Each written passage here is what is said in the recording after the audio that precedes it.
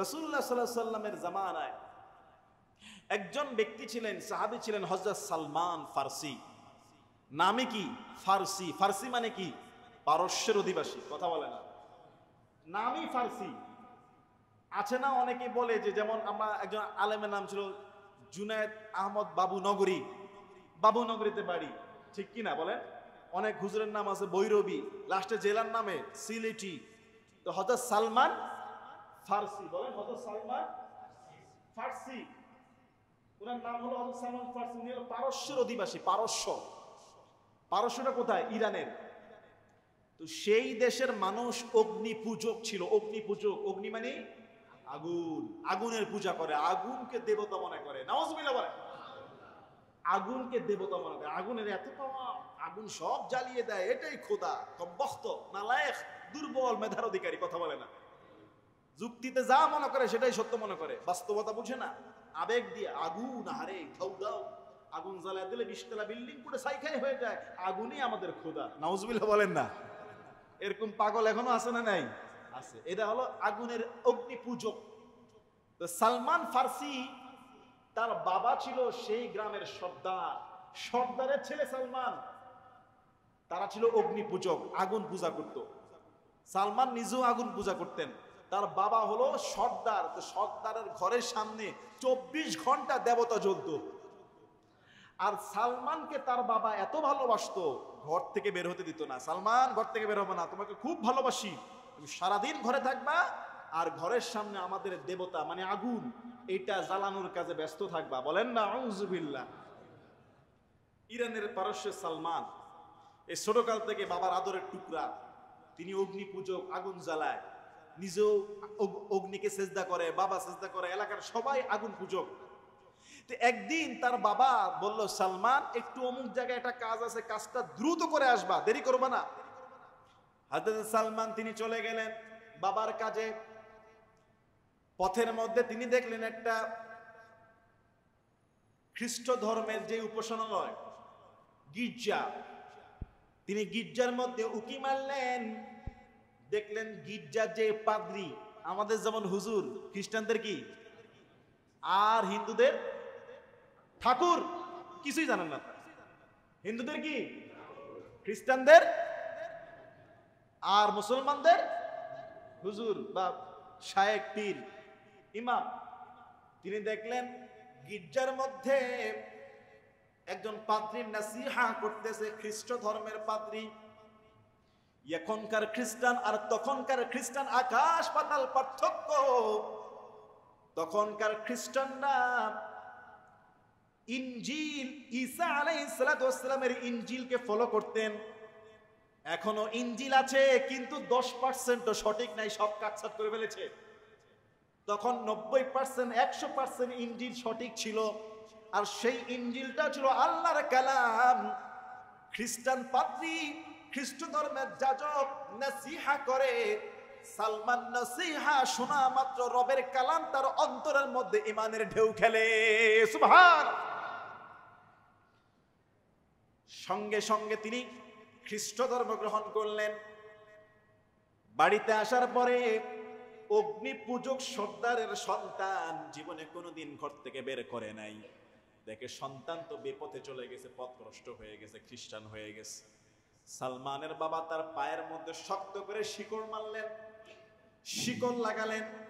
সালমান কলা কৌশল করে শিকল ভেঙে কোন এক খ্রিস্ট ধর্মের পাদ্রীর সঙ্গে এলাকা ছেড়ে পালিয়ে চলে গেলেন সুদূর সিরিয়াতে। কোন দেশে ছিলেন? কোন দেশে? নাই, বলে গেছে, এখানে খেয়ে বলছে ছিলেন কোন দেশে? ইরানের পারস্য। সেখান থেকে চলে গেলেন পালিয়ে কোথায়? সিরিয়াতে চলে গেলেন। সিরিয়াতে গিয়ে সেই খ্রিস্ট ধর্মের গির্জাতে যেই পাদ্রীর প্রধান খাদেম হিসাবে সেবার কাজ করেন আর ধর্ম চর্চা করেন, ইবাদত বন্দেগী করেন। খ্রিস্ট ধর্মের যাজক যখন ইন্তেকাল করে, সালমানকে পরবর্তী ভালো যেই যাজক তার কাছে পাঠিয়ে দেয়। এভাবে একজন একজন করে মারা যায়। সালমান তাদের খেদমত করে পরের যাজকের কাছে চলে যায়। যেতে যেতে যেতে যেতে পঞ্চম যাজকের কাছে যখন চলে গেল, কততম? পঞ্চম যাজকের যখন বয়স হয়ে যায়, মৃত্যুবরণ করবে, সালমান বলে, গুরু আমার, আপনি মারা গেলে কার কাছে যাব, ধর্ম কার কাছ থেকে শিখব? পঞ্চম যাজক বলে, এখনকার জামানার মানুষগুলো আর ভালো না, ভালো মানুষ নাই, কার কাছে তোমাকে যেতে বলবো? তবে হ্যাঁ, খুব শিগগিরই কিতাব ঘোষণা করছে ইব্রাহিম নবীর বংশধর, ইব্রাহিমের ধর্ম নিয়ে একজন মহামানব আল্লাহর পয়গম্বর পৃথিবীতে আসতেছে, আসবে। আমি তোমাকে বলে দেই, তিনি বসবাস করবে এমন একটা জায়গায় যেখানে চতুর্দিকে খেজুরের বাগান আর দুই পাশে থাকবে প্রস্তর কঙ্কর মরুভূমি। ওই শহরে তার বসবাস হবে শেষ জিন্দেগি। তুমি যদি তাকে পাও, তার হাতে বায়াত দিবা, তাকে তুমি কবুল করবা। তাকে চিনার জন্য 3টা 4টা আলামত বলে দিচ্ছি। তার বসবাস হবে খেজুর বাগানের মতো ওই অঞ্চল শহরে, চতুর্দিকে মরুভূমি। তুমি তাকে যদি কোনো সাদাকা যাকাতের মাল দাও, খাবে না, নবীরা যাকাতের মাল খায় না। যদি তুমি হাদিয়া দাও তাইলে খাবে। তাকে চিনবা কিভাবে? সাদাকার মাল দিলে খাবে না, যাকাতের মাল দিলে খাবে না। তবে যদি মন থেকে হাদিয়া দাও, উপহার দাও, উপঢৌকন দাও, তাহলে কিন্তু তিনি সেটা গ্রহণ করবে। আর 3 নাম্বার আলামত, তার 2 কাঁধের মাঝখানে পিঠের মধ্যে খতমে নবুয়তের সিল মারা থাকবে। সুবহান। হযরত সালমান, ঠিক আছে গুরু, আমি চলে যাব, এখন কোথায় যাব? তুমি এখন হেজাজ অঞ্চলের দিকে চলে যাও। কোন অঞ্চল? কোন অঞ্চল? হেজাজ। কোন অঞ্চল? সামনের তাফসিরে বলতে পারবেন এই নামটা?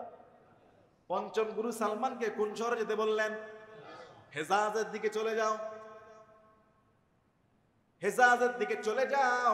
গুরু মারা গেলেন, সালমান হেজাজ চিনে না।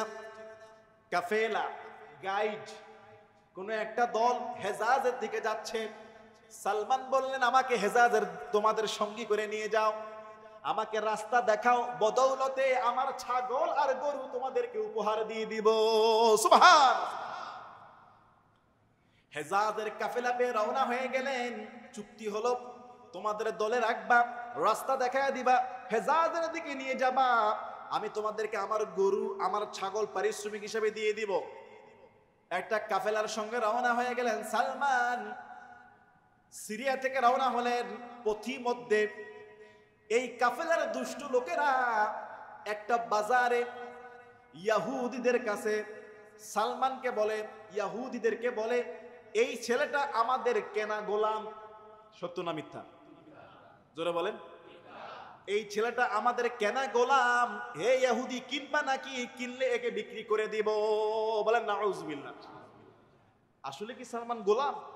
ও তো পারস্যের গ্রামের সর্দারের ছেলে। ও তো নিজের পয়সা দিয়ে পারিশ্রমিক দিয়ে রওনা হয়েছে, কিন্তু পথের মধ্যে পরিস্থিতির শিকার। এখন এরকম মানুষ আছে কি না বলে? পরিস্থিতির শিকার হয়ে গেছে, তাকে গোলাম বানিয়ে মিথ্যা কথা বলে ইহুদিদের কাছে জোর করে বিক্রি করে দিয়েছে। তাহলে সালমান হয়ে গেল কি এখন? দাস। এখন কি হয়ে গেল? দাস। সেই ইহুদি নাকি আরেক ইহুদির কাছে বিক্রি করেছে, অথবা বিক্রি করে নাই। এই ইহুদি যখন তাকে কিনলো, কিনার পরে এই ইহুদির মূল বাড়ি ছিল মদিনায়।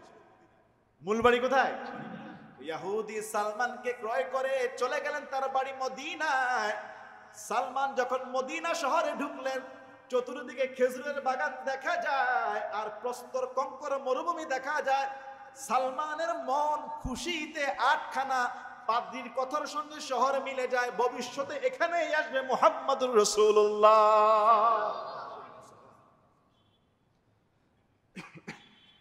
হযরত সালমান তার দাস হয়ে গোলামি করে, দাস হিসাবে কাজকর্ম করে।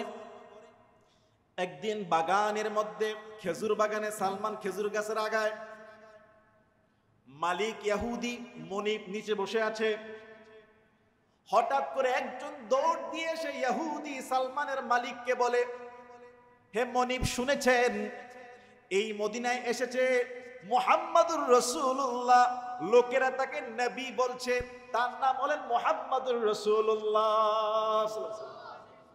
নিচে একজন সংবাদ দিল সালমানের মালিককে। সালমান তখন গাছের আগায়। এই কথা যখন শুনলো, বিশ্বনবী মদিনায় এসেছে, খুশিতে শরীর থরথর করে কাঁপে। খেজুর গাছ থেকে তাড়াতাড়ি তিনি নিচে নেমে গেলেন আর মনিবের কাছে গিয়ে বলেন, মনিব, কোন নবী এসেছে, কে এসেছে আমি জানতে চাই। মনিব তখন সালমানকে একটা ঘুষি মারলেন। ঘুষি মেরে বলতেছে, তোমার জানার দরকার কি, কে আসছে না আসছে, তুমি তোমার কাজে যাও। নাউজুবিল্লাহ বলেন। সালমান এত খুশি হলেন, গাছ থেকে নেমে গেল। রাসূলুল্লাহর কথা জিজ্ঞাসা করার কারণে ইহুদি মনিব খুশি মারে। সালমান ওই যে খ্রিস্টান যে পাদ্রী কয়েকটা কথা বলে দিয়েছে, মুহাম্মদকে কিভাবে চিনবা। রাসূলুল্লাহ সাল্লাল্লাহু আলাইহি ওয়াসাল্লাম মদিনায় আসলেন। যা সালমানুল ফারসিয়ু ইলা রাসূলিল্লাহ সাল্লাল্লাহু আলাইহি ওয়াসাল্লাম হিনা কদিমাল মাদিনা। রাসূল যখন মদিনায় আসলেন, সালমান একদিন সময় করে সুযোগ করে নবীজির দরবারে গেলেন। বিমা ইদিতি আলাইহা রতাবু ফাওয়াদাহা বাইনা ইয়াদাই রাসূলিল্লাহ সাল্লাল্লাহু আলাইহি ওয়াসাল্লাম। সালমান এক ঝুড়ি খেজুর নিয়ে বিশ্বনবীর দরবারে হাজির। আল্লাহু আকবার। রাসূল আমার ডাক দিয়ে বলে, ফাকালা ইয়া সালমান মা হাদা। সালমান, এগুলি কি? পরিচয় আগে হয়েছে। সালমান, এগুলি কি, এই খেজুর কেন? ফাকালা সাদাকাতু আলাইকা ওয়া আলা আসহাবিকা। সালমান বলেন, এই খেজুর সাদাকা, আপনার জন্য, আপনার সাহাবীর জন্য। এই খেজুর সাদাকার মাল, মানে কি, যাকাতের মাল, খায়রাতি মাল। ফাকালা সাদাকাতু আলাইকা ওয়া আলা আসহাবিকা। রাসূল বললেন, ফাকালা আরফাহা, এগুলি তুলে নাও। ফাইন্না লা নাকুলু সাদাকা, আমরা সাদাকা, নবীরা সাদাকা খাই না। আল্লাহু আকবার। মিলে মিলে মিলে কথা বলে না।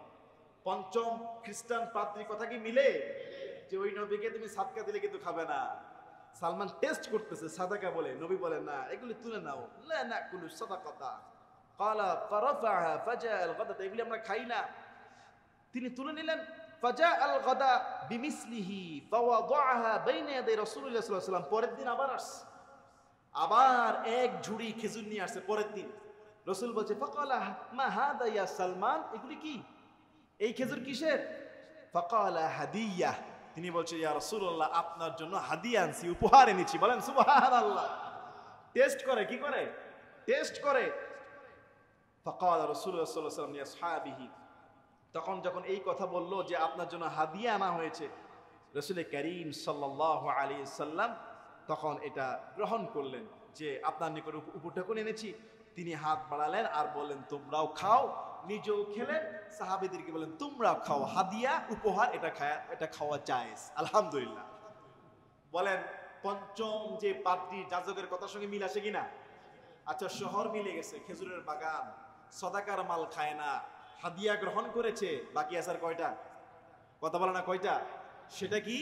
খাতমে নবুয়তের মোহর। এটা তার বলা যায় না যে আপনি পিঠ খোলেন আমি দেখব, এটা তার বলা যায় না। একদিন রাসূলুল্লাহ সাল্লাল্লাহু আলাইহি ওয়াসাল্লাম একটা লুঙ্গি পরা আর একটা চাদর গায়ে দেওয়া। এক সাহাবী মারা গিয়েছে, তার জানাজার জন্য রাস্তায় হাঁটতেছে, রওনা হয়েছে কবরস্থানের দিকে। কোন দিকে? কোন দিকে? কবরস্থানের দিকে। গায়ে কি? চাদর, গায়ে কোনো কি পাঞ্জাবি না, একটা চাদর আর একটা লুঙ্গি। হযরত সালমান মনে মনে পেরেশানি, তখনও কিন্তু সালমান খ্রিস্টান। তিনি মনে মনে চিন্তা করলেন, কিভাবে দেখা যায় এটা। রাসূলুল্লাহকে সালাম দিলেন। সালাম দিয়ে নবীজির পিছনে একবার যায়, ডানে একবার যায়, বামে একবার যায়, খালি উকিঝুঁকি মারে। গায়ে তো চাদরে দেওয়া, পিঠের দুই মাঝখানে খাতমে নবুয়ত দেখার জন্য উকিঝুঁকি মারতেছে। রাসূল আমার বুঝে ফেলেছে সালমানের অন্তরের খবর। সালমান কি চায়? বিশ্বনবী চাদরটা একটু সরিয়ে দিয়ে সালমানকে দুই পিঠের মাঝখানে খাতমে নবুয়তটা দেখায়া দিলেন। হযরত সালমান যখন দেখলেন, বলা লাগে না, নবী আমার বুঝে গিয়েছে সালমান কি চায়, এত উকিঝুঁকি মারে কেন। চাদর খুলে দিয়েছে, সালমান খাতমে নবুয়ত দেখতে পেলেন। এক সেকেন্ড দেরি করলেন না, তিনি পড়লেন, লা ইলাহা ইল্লাল্লাহু মুহাম্মাদুর রাসূলুল্লাহ। মুসলমান হয়ে গেছে, মুসলমান হয়ে গেছে। আহা, নবীর দরবার আসে যায়, ইয়া রাসূলুল্লাহ, আমার যে মালিক ইহুদিটা, আমি তো তার গোলাম, কেনা গোলাম, আপনার দরবারে আসতে পারি না, সময় পাই না। মন চায় আপনার দরবারে পড়ে থাকি, আপনার সহবতে আপনার খেদমত করি। এ তো এমন ছেলে, আগে পাঁচটি পাদ্রীর খেদমত করে আসছে। এ তো এমনটা হৃদয়বান, রাসূল আমার ডাক দিয়ে বললেন, সালমান তুমি তোমার মনিবকে বলো কি করলে পরে মনিব তোমারে মুক্তি দিয়ে দিবে। আল্লাহু আকবার। সালমান গিয়ে বলে, মনিব আমি আপনার কাছ থেকে মুক্তি চাই, কিসের বিনিময়ে, কি লাগবে বলেন আপনি আমাকে। মনিব বললেন, সালমান বড় কঠিন শর্ত, মুক্তি দিব দুইটা শর্তে। এক নম্বরে আমার বাগানে 300 খেজুর গাছ রোপণ করতে হবে। কত শো? 300 খেজুর গাছ রোপণ করলেই শুধু হবে না, 300 খেজুর গাছ রোপণ করে এগুলিকে পরিচর্যা করে এগুলির একটাও কম হলে হবে না, 300 গাছের মধ্যে খেজুর ফল আসা লাগবে। 300 গাছের মধ্যে খেজুর ফল আসলে পরে 2 নম্বরে 40 ওয়াকিয়া স্বর্ণ আমাকে দেওয়া লাগবে। আজকের জামানায় প্রায় 5 ভরি 6 ভরি স্বর্ণ আমাকে দেওয়া লাগবে। স্বর্ণ আর বাগানের ফল দুইটা যদি শর্ত পূরণ করতে পারো সালমান, আমি তোমার এই দুইটার বিনিময়ে মুক্ত করে আজাদ করে দিব। শর্তটা কি সহজ না কঠিন? আরো আসতে বলেন। কঠিন শর্ত। স্বর্ণ, অনেক স্বর্ণ, তারপরে 300 গাছের চারা লাগাতে হবে। দাস মানুষ, কোনো রুজি নাই, কামাই নাই, 300 খেজুর গাছ পাবে কোথায়? এরপরে 300টার মধ্যেই ফল আসতে হবে, এমন পরিচর্যা করতে হবে 300টার মধ্যে ফল দেখাইতে হবে। রাসূলুল্লাহ দরবারে সালমান চলে গেল, হুজুর বড় কঠিন শর্ত, 300 খেজুর গাছ লাগানো লাগবে আর 40 ওয়াকিয়া স্বর্ণ পরিশোধ করা লাগবে। আমি গরিব মানুষ, আমি তার কেনা দাস গোলাম, একটি পয়সাও আমার কাছে নাই, কিভাবে আমি এটা মূল্য পরিশোধ করব? রাসূল আমার ডাক দিলেন, ও আমার সাহাবারা, আমার সালমানকে যে যা পারো খেজুর গাছের চারা দিয়ে হলো সাহায্য করো। সুবহানাল্লাহ। এক সাহাবী নিয়ে আসছে 10টা খেজুর গাছ, সালমান নাও। আরেকজন বলে 20টা, আরেকজন বলে 30টা, আরেকজন বলে 50টা খেজুর চারা আমি দিলাম, আরেকজন 25টা, আরেকজন 5টা, আরেকজন 2টা। সাহাবারা 1টা 2টা 10টা 15 20টা করে খেজুর চারা দিতে দিতে সালমানের সামনে 300 খেজুরের চারা হাজির হয়ে যায়। চারা কয়টা? আসতে বলেন। 300 চারা। রাসূল আমার বললেন, সালমান বাগানের মধ্যে যাও, 300 চারার জন্য 300টা গর্ত করবা। কয়টা? 300 গর্ত করবা। 300 চারায় তোমার কিন্তু খেজুর লাগবে। তুমি শুধু গর্ত করবা, চারা কিন্তু রোপণ করবা না। চারা রোপণ করব আমি মুহাম্মদুর রাসূলুল্লাহ। রাসূলুল্লাহর বরকতের হাতে চারা রোপণ হবে। আল্লাহু আকবার বলেন। রাসূলুল্লাহ চলে গেলেন বাগানের মধ্যে, সালমান গর্ত করো 300টা। রাসূলুল্লাহ একটা একটা করে রোপণ করেন নিজ হাতে, একটাও অন্য কাউকে না, সবগুলো তিনি নিজে নিজে নিজে। এখন রাসূলুল্লাহ কি রেখে যায়? রাসূলুল্লাহর সঙ্গে সাহাবীদের টিম আছে না ভাই? নাকি একাই চলে যায়? রাসূলুল্লাহর সঙ্গে ভক্তবৃন্দ সাহাবীরা ভালোবাসার টিম থাকে। ওই বাগানে রাসূলুল্লাহ 300 চারা একাই রোপণ করতেছে। কোন ফাঁকে ওমর রাদিয়াল্লাহু তাআলা, ওমর ফারুক একটা রোপণ করে ফেলছে। ওমর সাহাবী আছে না, উনি নিজে একটা লাগায় ফেলছে। এই 300টার ভিতরে কোন ফাঁকে লাগিয়েছে সেটা ধরা যায় নাই। 1 মাস 2 মাস 3 মাস পরে দেখা যায় চারা সবগুলো বড় হয়, তরতাজা হয়ে যায়। প্রত্যেকটা চারায় ফুল চলে আসছে, খেজুর ধরবে। আগে কি ফুল চলে আসছে, খেজুর ধরবে। 299টা চারায় খেজুর আসার আগের ফুল ছেড়ে দিয়েছে, একটা চারায় ফুল আসে না। আল্লাহু আকবার। ওই একটা কার বলে না?